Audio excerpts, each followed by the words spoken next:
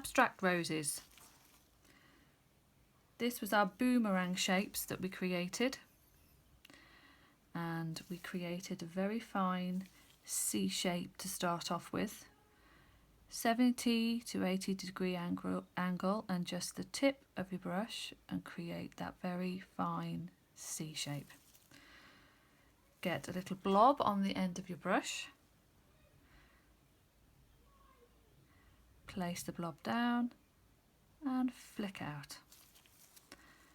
Come back round to the other side of the petal, press down and flick out. If you just need to flick a bit more, just to extend that petal and make it more dainty, do so.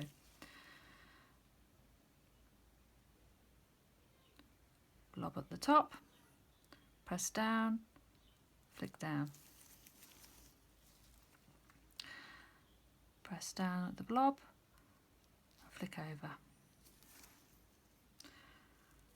Try and do this in one movement, as it will make it look neater. Blob down, flick down. Blob down, flick over. That didn't quite work, I'll just get a little bit off there. Twist it round if you need to, and just make that a bit thicker, and come round. There we go. The beauty of these abstract roses is the very nature that they are abstract, so you can really, if they're just a little bit out of sync, they don't have to be perfect. Flick down. If they don't overlap quite correctly, it doesn't really matter either, as long as it's just, if the gel isn't thick enough, then it doesn't tend to work as well if it looks too thin. Okay, so I'm just going to go for it and just put another one here. And I'm coming off the edge of the design. And I'm going to come around here and flick up again, like so. There's your boomerang shape.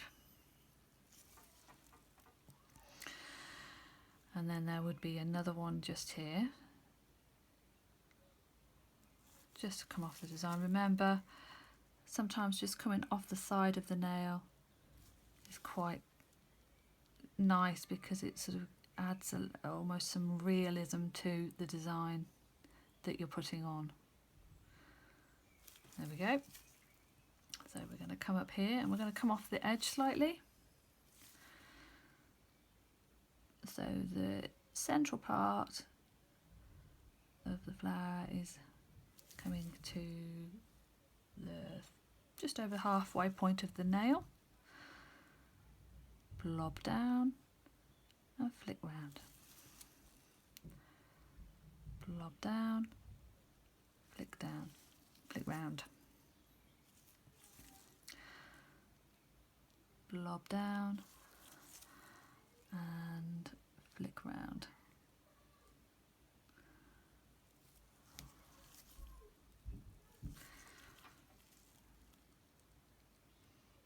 We're just going to come off the end there. Make sure I'm still in shot. I'm just going to join that up lightly there. Thicken that bit off. And I'm just going to put just like another little piece in there just to fill that gap up. And I am going to just do another blob at the top here. Make it a bit more curved so it fills that gap in a bit. And flick round, like so. And then we'll just have a couple little petals just off the side here, so we'll have the central point was probably about here, so we'll do a dot, flick round,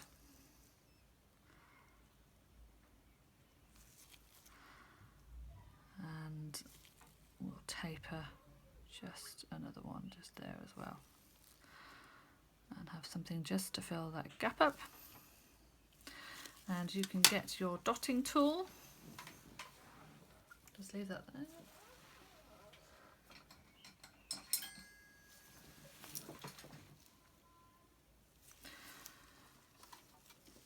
Okay, dotting 90-degree angle to your nail, dot,